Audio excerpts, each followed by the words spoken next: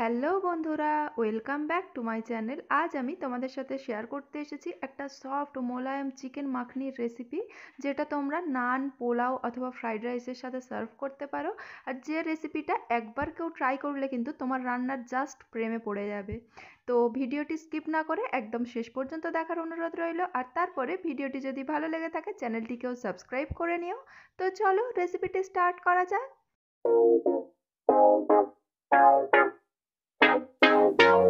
কড়াতে সাদা তেল দিয়ে দিলাম 1/4 কাপ, আর মাখন অ্যাড করে দিচ্ছি 2 টেবিল চামচ। মাখন আর তেলটা একটু গরম হয়ে আসতে এর মধ্যে 4টে এলাচের মুখ ফাটিয়ে অ্যাড করে দিয়েছি, আর অ্যাড করে দিচ্ছি 1/2 কাপ পেঁয়াজ বাটা। এবারে খুন্তি দিয়ে পেঁয়াজ বাটাটাকে তেলের মধ্যে ভালো করে নেড়েচেড়ে কষিয়ে নেব যতক্ষণ না পেঁয়াজের কাঁচা গন্ধটা সম্পূর্ণ চলে যায়। পেঁয়াজের কাঁচা গন্ধ চলে যেতে অ্যাড করে দিচ্ছি চিকেন 500 গ্রাম। এবারে এই চিকেনটাকে মশলার সাথে কিছুক্ষণ কষিয়ে নেব যতক্ষণ না চিকেনের কালারটা চেঞ্জ হয়ে একটু সাদা হয়ে যায়।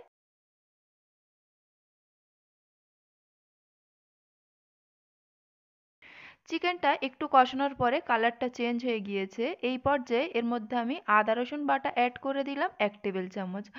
আদা রসুন বাটাটাকেও চিকেনের সাথে কষিয়ে নিচ্ছি যাতে এরও কাঁচা গন্ধটা সম্পূর্ণ চলে যায়। মিনিট 2-3 কষানোর পরে কাঁচা গন্ধ সম্পূর্ণ চলে যেতে গ্যাসের ফ্লেমটাকে একদম লোতে করে দিয়েছি, আর এই পর্যায়ে অ্যাড করে দিয়েছি টক দই 1/2 কাপ।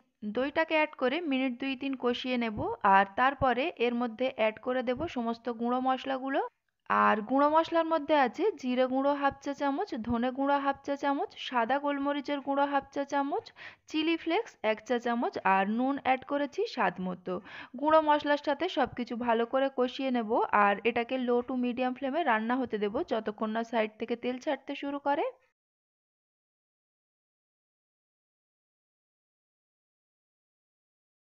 তো সাইড থেকে তেল ছাড়তে শুরু করতে এর মধ্যে আমি জল অ্যাড করে দিলাম 1 কাপ। এবারে এই চিকেনটাকে মিডিয়াম ফ্লেমে রান্না করে নেব যতক্ষণ না চিকেনটা সম্পূর্ণ সিদ্ধ হয়ে আসে।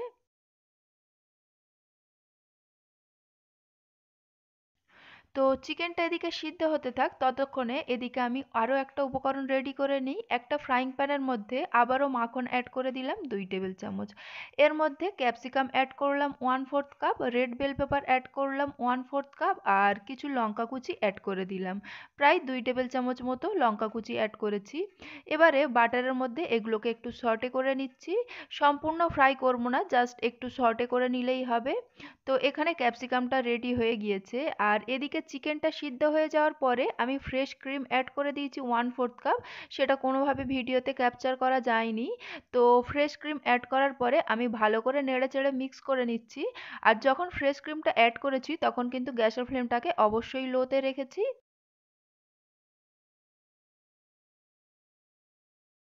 আর এখানে চিকেনের সাথে ফ্রেশ ক্রিমটা ভালো মতো মিক্স হয়ে যেতে এর মধ্যে অ্যাড করে দিচ্ছি সেই যে সটে করে রেখেছিলাম ক্যাপসিকাম, বেল পেপার, সেই সমস্ত কিছু বাটার সহ অ্যাড করে দিলাম।